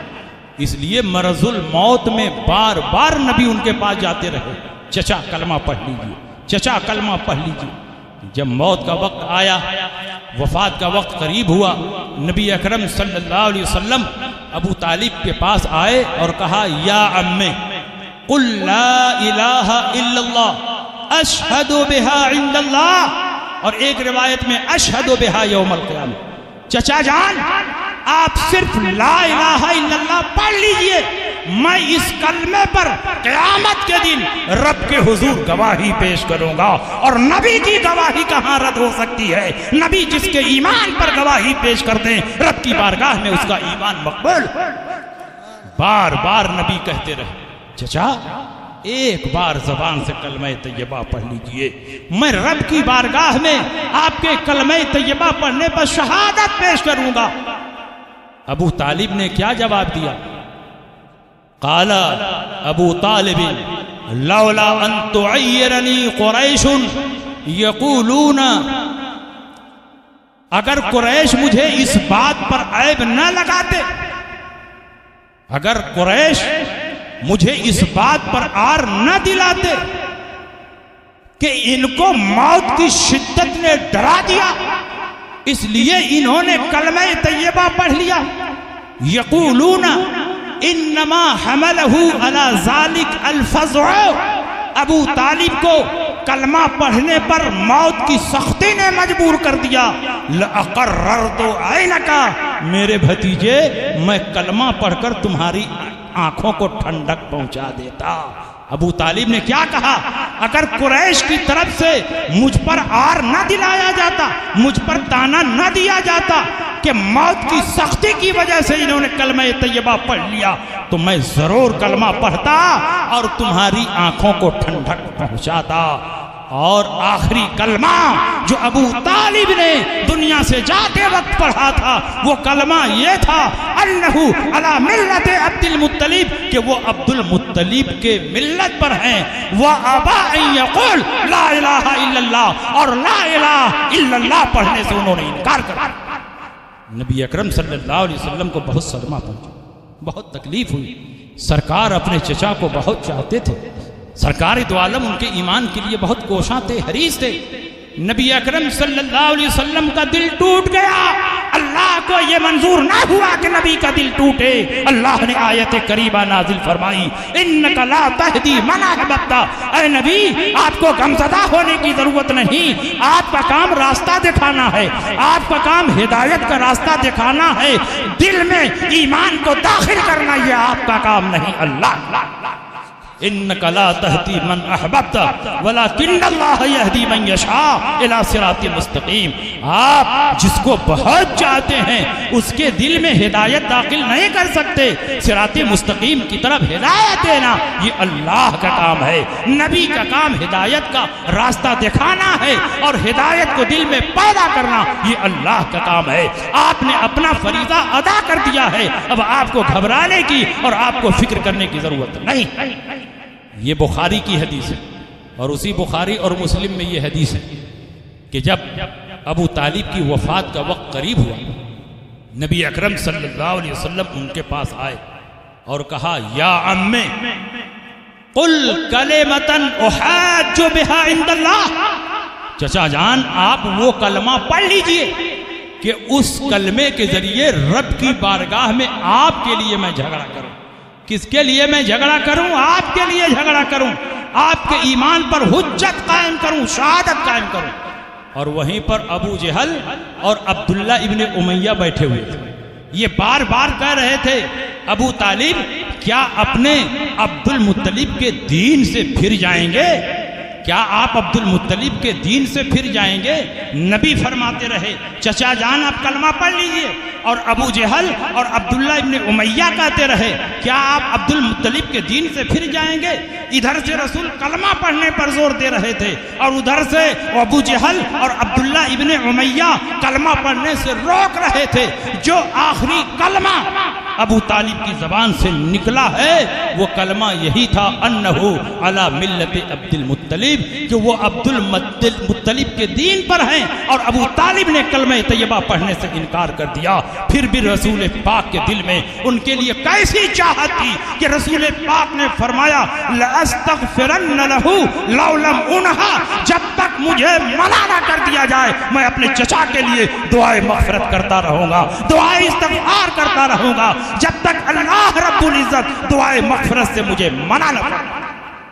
تب جا کر قرآن عظیم میں یہ آیت کریمہ اتری، ما کان للنبی والذین آمنوا ان یستغفروا للمشرکین ولو کانوا اولی قربا من بعد ما تبین لهم انہم اصحاب الجحیم۔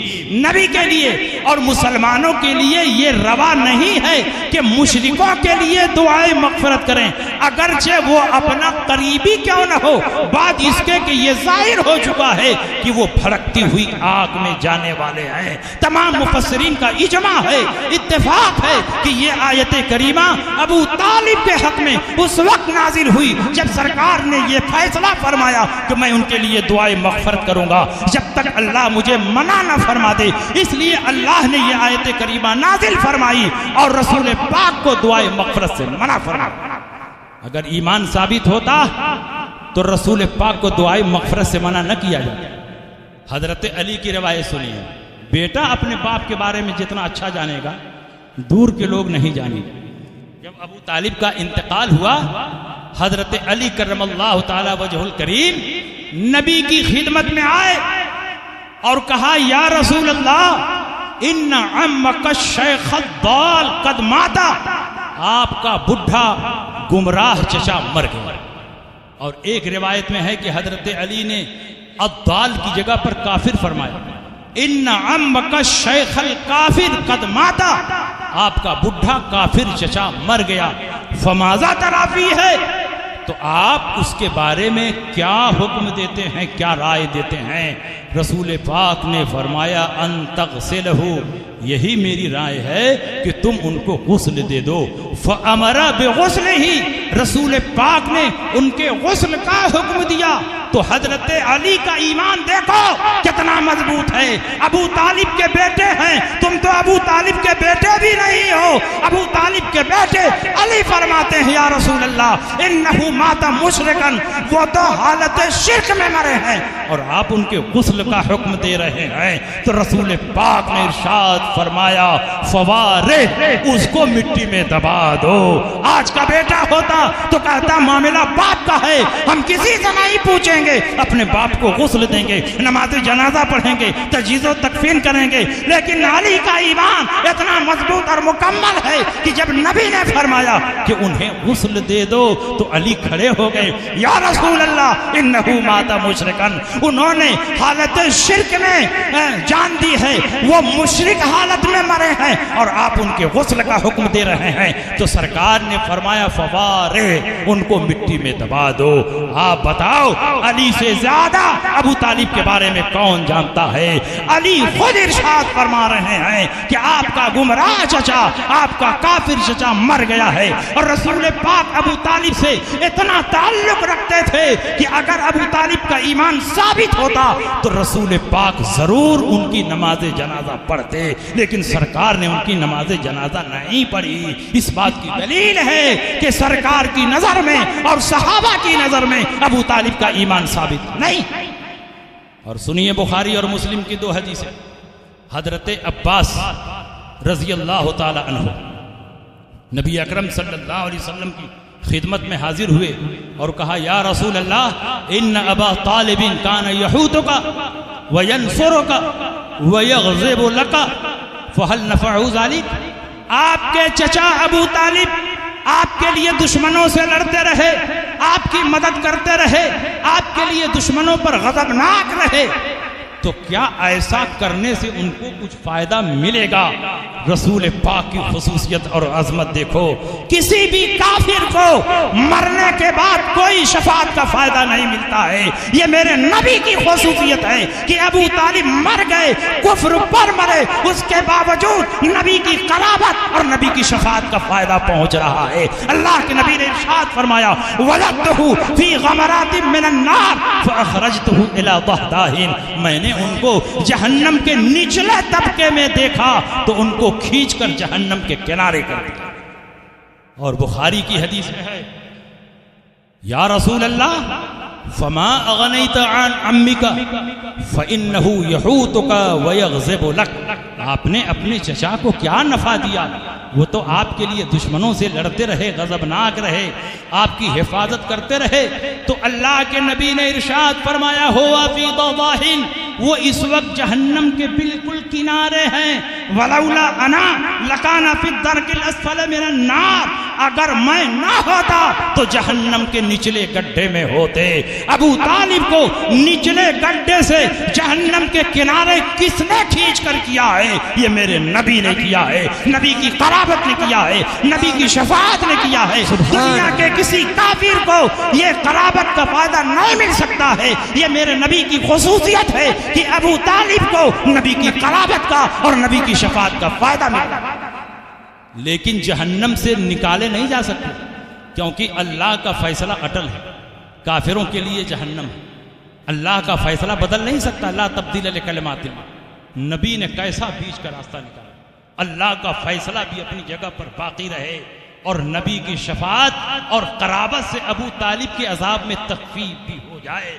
رسول پاک سید عالم صلی اللہ علیہ وسلم نے جہنم کے نچلے طبقے سے کھینچ کر جہاں پورا بدن آگ میں ڈوبا ہوا تھا، اللہ کے نبی نے جہنم کے بالکل کنارے کھڑا کر دیا۔ پورا جسم جہنم سے آزاد ہو چکا ہے اور صرف گھٹنا جہنم میں ہے، تو اللہ کا قول بھی اپنی جگہ پر باقی ہے کہ کافر جہنم میں رہے گا، اور نبی کی شفاعت بھی ابو طالب کو فائدہ پہنچا رہے گا۔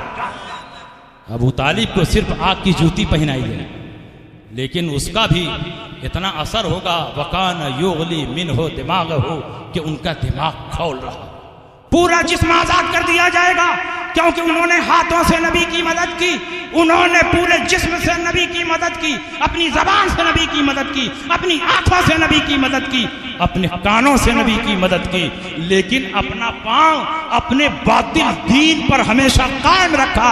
اس لیے پاؤں تو جہنم میں رہے گا، لیکن پورا جسم جہنم سے آزاد رہے گا۔ یہ خصوصیت کسی اور کافر کی نہیں ہے، یہ صرف اور صرف رسول پاک کے چچا ابو طالب کی خصوصیت۔ اس لیے میرے دوستو، ابو طالب کا ایمان ثابت نہیں ہے، لیکن ہم اہل سنت والجماعت ہیں، رسول پاک سید عالم صلی اللہ علیہ وسلم سے سچی محبت رکھتے ہیں، حضرت علی سے سچی محبت رکھتے ہیں۔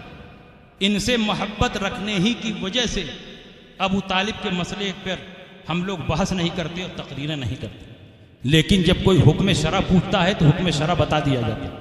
اہل سنت کا موقف کوئی پوچھتا ہے تو اہل سنت کا موقف بتا دیا جاتا ہے، لیکن ہم اس مسئلے کو بحث میں نہیں لاتے، ہم اس مسئلے کو چھیڑتے نہیں۔ تم ان مسئلوں کو چھیڑ رہے ہو اور مسلمانوں کو برگلا رہے ہو، اور تم یہ باور کرانے کی کوشش کر رہے ہو کہ ابو طالب کا کفر ثابت نہیں ہے، ایمان ثابت ہے۔ میں بتانا یہ چاہتا ہوں کہ ایک تو نہیں، ایک درجن حدیثوں سے ابو طالب کا کفر ثابت ہے، مگر اس کے باوجود انہوں نے حضور کی مدد کی، حضور کی خدمت کی، حضور علیہ السلام پر اپنے تن من دھن کو قربان کیا۔ اس لیے ہم اس کی رعایت میں ابو طالب کو زیر بحث نہیں لاتے ہیں، تاکہ حضرت علی کو اذیت نہ پہنچے، رسول پاک کو اذیت نہ پہنچے۔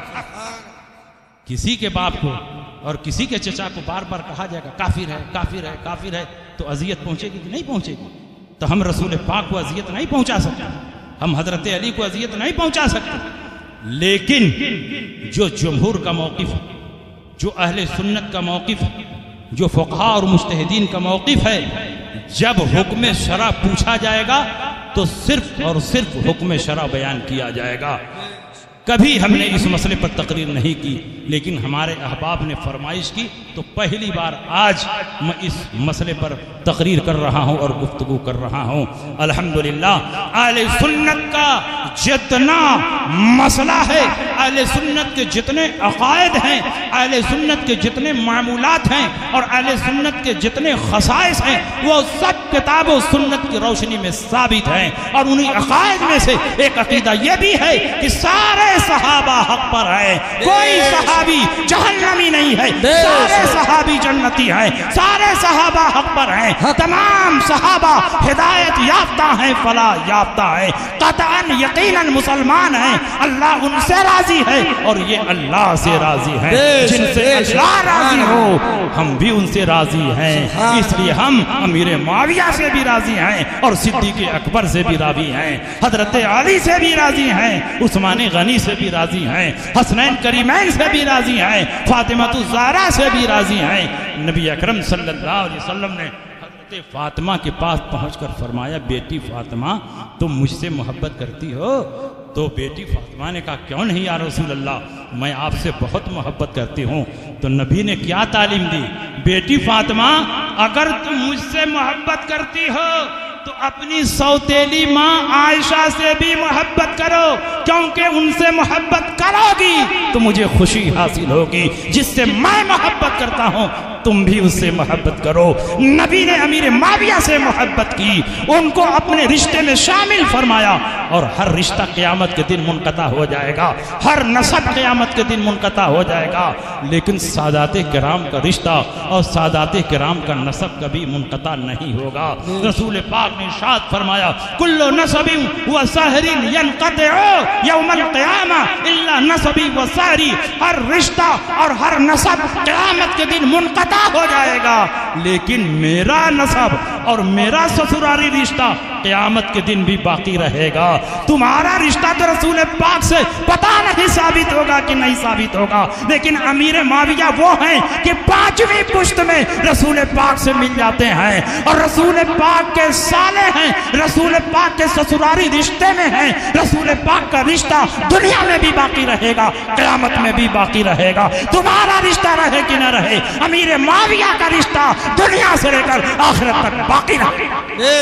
سبحان اللہ، نعرہ تکبیر، نعرہ رسالت، علماء اہل سنت، مسلک اعلی حضرت، عظمت صحابہ کرام، نعرہ تکبیر، نعرہ رسالت۔ اس لیے میرے دوستو اہل سنت کے موقع پر مضبوطی سے قائم رہیں، اور یاد رکھو اس دور میں اہل بیت کو چھوڑ کر صرف اور صرف صحابہ سے محبت کرنا یہ خارجیت ہے، اور صحابہ کو چھوڑ کر اہل بیت سے محبت کا دعویٰ کرنا یہ رافضیت ہے، اور دونوں سے محبت کرنا مسلک اعلیٰ حضرت۔ بے شک بے شک بے شک، ہم دونوں سے محبت کرتے ہیں، ایک ہاتھ میں صحابہ کا دامن ہے، دوسرے ہاتھ میں اہل بیت کا دامن ہے، اہل سنت کا ہے بیڑا پار، اصحاب حضور نجم ہیں اور ناؤ ہے عطرت رسول اللہ۔ سبحان اللہ، سبحان اللہ۔ اب دیکھو اصلی سید کی پہچان کیا ہوتی ہے؟ اصلی سید کی پہچان یہ ہے کہ وہ اہل سنت کے موقف پر پوری مضبوطی کے ساتھ ڈٹا رہے۔ حضور گلزار ملت کن کی اولاد ہے بتائیے؟ حضرت علی کی اولاد ہے، سرکار مسولی کی تو ہے ہی ہیں، ان کا سلسلہ نسب کہاں سے چل رہا ہے؟ یہ حضور صلی اللہ علیہ وسلم کی اولاد ہے، اور حضور کی نسل چلی ہے حضرت فاطمہ الزہرا سے۔ حضرت فاطمہ کے 2 بیٹے امام حسن امام حسین، انہی سے سادات کرام کا سلسلہ چلا۔ تو حضور سرکار ملت حضرت علی کی اولاد ہیں، حضرت فاطمہ کی اولاد ہیں، لیکن حضور گلزار ملت سے تم پوچھو کہ ابو طالب کے بارے میں آپ کا کیا نظریہ ہے، یہ کہیں گے جو میرے اعلیٰ حضرت نے لکھا، جو تمام محدثین نے لکھا، تمام فقہا نے لکھا، ائمہ مجتہدین نے لکھا۔ رشتہ جو دنیاوی رشتہ ہے، نسبی رشتہ ہے، وہ الگ ہے، اور ایمانی رشتے کی شان الگ ہے۔ ایمان کا رشتہ ہر رشتے پر مقدم ہے، اگرچہ حضرت علی کی اولاد ہیں، لیکن ان سے جب عقیدہ پوچھا جائے گا تو یہی عقیدہ بتائیں گے کہ جو اہل سنت کا عقیدہ ہے وہی میرا بھی عقیدہ ہے۔ تو یہ ہے اصلی سید کی پہچان۔ اب میری تقریر ختم ہو گئی، انشاءاللہ پھر کبھی ضرورت پڑے گی تو 1-2 ٹیبلٹ دینے کے لیے پھر آ جاؤں۔ اب دیکھیے میں مسلسل سفر سے ہوں، کتاب دیکھنے کی بھی فرصت نہیں، لیکن میرا چیلنج ہے کہ جتنی حدیثیں اور جتنی آیتیں میں نے پڑھی ہیں کوئی غلط نہیں ثابت کر سکتا۔ ایک ایک لفظ میں سوچ سمجھ کر پڑھتا ہوں، اور اگر کوئی چاہے تو میں اس کتاب میں دکھا بھی سکتا ہوں، جیسے حدیث پڑھی ویسے ہی حدیث ہے، اور ضرورت پڑے گی تو انشاءاللہ کتابوں کی روشنی میں 4-5 گھنٹہ مفصل بیان ہو جائے گا، جتنے شکوک اور شبہات ہیں سب دور کر دیے جائیں گے۔ ہم لوگ تو پوجیا مولوی نہیں ہے کہ 10x10 کے کمرے میں بیٹھ کر آؤ مناظرہ کر لو، آؤ مناظرہ کر لو۔ اللہ یا رسول اللہ، زندہ باد، زندہ باد، زندہ جنتی جنتی، زندہ باد، زندہ باد، اللہ اکبر یا رسول اللہ۔ نبی اکرم صلی اللہ علیہ وسلم نے ارشاد فرمایا لا تتمنوا لقاء العدو، دشمن سے مت بھیڑ کی تمنا نہ کرو، چھیڑ چھاڑ نہ کرو۔ فَإِذَا لَقِيتُمُوهُمْ فَاصْبِرُوا، لیکن جب دشمن چھیڑ دے تو چھوڑو نہیں، چھیڑو نہیں، اور دشمن جب چھیڑ دے تو چھوڑو نہیں۔ تو ہم لوگ 10x10 کے کمرے میں بیٹھ کر مناظرے کا چیلنج نہیں کرتے ہیں، 3 دن کے بعد ہم لوگوں کو خبر لگے گا ارے صاحب وہ تو مناظرے کا چیلنج فلاں صاحب نے کیا، آپ گئے نہیں، میں کس کے سامنے کیا تھا، کس کو بتایا تھا، میرے پاس فون کر دیا ہوتا، کوئی تحریر بھیج دیا ہوتا۔ سب سے پہلے تو آپ اپنا موقف کلیئر کیے کہ حضرت امیر معاویہ کے بارے میں آپ کا موقف ہے کیا، پہلے اپنا موقف تحریری طور پر لکھ کر بھیجئے، انشاءاللہ آپ سے گفتگو کرنے کے لیے کسی اور کی ضرورت نہیں، حضور گلزار ملت کا خادم ہی کافی ہے۔ سبحان اللہ۔ ہمارے اسٹیج کی صدارت حضور گلزار ملت کریں گے اور متکلم کی حیثیت سے میں بات کروں گا۔ سبحان اللہ۔ تقریر ختم ہو گئی، وما علینا الا البلاغ، السلام علیکم۔ اب ایک ضروری اعلان سن لیجیے، سنیے بھائی کہاں بیٹھے، دیکھیے اب بادشاہوں کا دور ختم ہو گیا، اسلامی سلطنتیں تھیں تو الزامی سلطنتوں کے اور بادشاہوں کی طرف سے ہر شہر میں ایک قاضی ہوا کرتے تھے جو مسلمانوں کے تمام آئلی اور خارجی مسائل اور مقدمات کا فیصلہ کرتے تھے، لیکن اب جمہوری حکومت چل رہی ہے، اسلامی حکومت نہیں، اس لیے اسلامی بادشاہوں کی طرف سے جو قاضیان اسلام کا تقرر ہوتا تھا اب اس کا سلسلہ ختم ہو گیا، لیکن ہمارے فقہائے کرام نے یہ صراحت فرمائی ہے کہ اگر ہندوستان کے مسلمان مل کر کے یا کسی بھی ملک کے مسلمان مل کر کے کسی آدمی کو قاضی القضات بنائیں تو وہ پورے ملک کے مسلمانوں کا قاضی القضات ہو جائے۔ الحمدللہ بریلی شریف کے سیمینار میں پورے ملک کے آئے ہوئے علماء کرام مفتیان اعظام نے حضور تاج الشریعہ علیہ رحمت و رضوان کو پورے ہندوستان کا قاضی القضات بنایا اور حضور محدث کبیر کو نائب قاضی القضات بنایا، اور قاضی القضات کو یہ اختیار ہے کہ ہر شہر میں وہ قاضی مقرر کر سکتا ہے۔ قاضی القضات بادشاہ اسلام کے حکم میں ہوتا، حاکم اسلام کے حکم میں ہوتا، ہر شہر میں وہ قاضی مقرر کر سکتا ہے، اور جس کو وہ قاضی مقرر کر دے گا اس کے فیصلے کی وہی حیثیت ہوگی جو بادشاہ اسلام کے فیصلے کی ہوتی ہے۔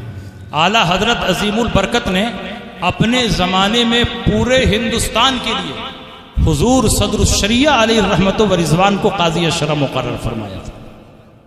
حضور اعلیٰ حضرت ایک دن اسٹیج لگاتے ہیں، دری بچھاتے ہیں، قالین بچھاتے ہیں، دوات اور قلم رکھا جاتا ہے، بڑی چہل پہل ہے، لوگ سمجھ نہیں پا رہے ہیں کہ کیا معاملہ۔ اعلیٰ حضرت عظیم البرکت نے صدر الشریعہ کو بلایا اور کہا کہ میں آپ کو پورے ہندوستان کے لیے قاضی اشرف مقرر کرتا ہوں، اور حضرت مفتی برہان الحق صاحب علیہ رحمت و رضوان کو آپ کا نائب مقرر فرمایا، اور کہا آج سے آپ مسلمانوں کے فیصلہ اور مسلمانوں کے مقدمات کی سماعت کیجئے، آپ لوگوں کے فیصلے کی وہی حیثیت ہوگی جو قاضی اسلام کے فیصلے کی ہوتی ہے۔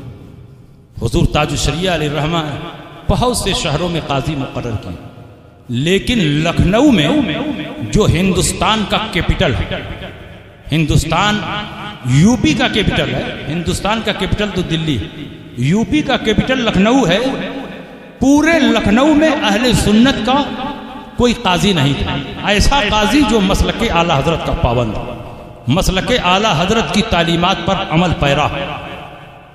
حضور قائد ملت حضرت علامہ اسجد رضا خان صاحب قبلہ دامت فیضہم اور حضور محدث کبیر حضرت علامہ ضیاء المصطفیٰ صاحب قبلہ جو نائب قاضی القضات فی الہند ہیں، اور حضور اسجد میاں جو قاضی القضات فی الہند ہیں، ان دونوں بزرگوں نے آپس میں مشورہ کر کے حضور گلزار ملت مدظلہ العالی کو پورے لکھنؤ شہر کا قاضی شرع مقرر فرمایا۔ انہیں پورے لکھنؤ شہر کا قاضی شرع مقرر فرمایا۔ اب لکھنؤ کے مسلمانوں پر لازم ہے کہ اپنے نکاح، طلاق، فسخ، خلا، وراثت وغیرہ کے مسائل جس میں قضائے قاضی کی ضرورت پڑتی ہے، کورٹ کچہری میں نہ لے جا کر کے حضور گلزار ملت کی بارگاہ میں اپنے مسائل کو پیش کریں، اور جو کتاب و سنت کے روشنی میں یہ حضرات فیصلہ فرمائیں اس کو قبول کریں۔ اور اسی کے ساتھ ساتھ حضور گلزار ملت اب لکھنؤ میں شہادت لے کر یا طرق موجبہ کی روشنی میں رؤیت ہلال کا اعلان بھی فرمایا کریں گے۔ کب سے روزہ شروع ہوگا، کب عید کرنی ہے، یہ لکھنؤ میں حضور گلزار ملت قاضی ہونے کی حیثیت سے اعلان فرمائیں گے۔ الحمدللہ مرکز کی طرف سے لکھنؤ کے لیے حضور گلزار ملت کو قاضی شرع مقرر کیا گیا ہے۔ میں حضور گلزار ملت کو دل کی گہرائیوں سے مبارکباد پیش کرتا ہوں، اور حضور اسجد میاں اور حضور محدث کبیر نے یہ سند بھی ان کے نام لکھ کر دی ہے۔ الحمدللہ آج موقع ہے، کل ہی لے کر کے آیا ہوں، تو میں یہ سند حضور گلزار ملت کی بارگاہ میں پیش کرتا ہوں، یہ سند قبول فرما لیں۔ اور حضور گلزار ملت کے نائب کی حیثیت سے لکھنؤ میں حضرت مولانا انیس عالم سیوانی کو نائب قاضی مقرر کیا گیا۔ حضرت مولانا انیس عالم سیوانی جماعت اہل سنت کے بہت قابل اور بہت ہی باصلاحیت عالم ہیں، ان کو حضور گلزار ملت کا نائب مقرر کیا گیا ہے، اور مولانا انیس عالم سیوانی کی سند بھی میرے پاس ہے۔ میں چاہتا ہوں کہ یہ سند بھی حضور گلزار ملت کی خدمت میں پیش کر دوں۔ حضرت لکھنؤ جائیں گے تو ان کے حوالے پیش